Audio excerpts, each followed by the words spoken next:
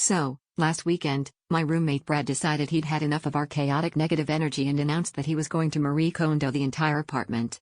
He marched in with a stack of garbage bags, an aura of self-importance, and a YouTube playlist called Tidy Up, Level Up. Honestly, I was just grateful someone else was finally going to handle the mountain of mismatched Tupperware lids. All was well until I overheard Brad in the kitchen, holding my beloved blender up to the light and whispering, "Do you spark joy?" Naturally, I had to intervene.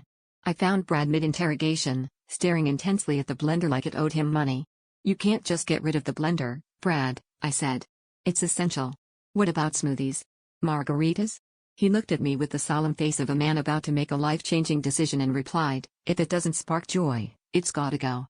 That's when I noticed a suspicious pile of laundry next to the sink and a faint whirring noise coming from the blender. Before I could process what was happening, Brad triumphantly lifted the blender off its base, revealing a swirling, frothy mess of socks.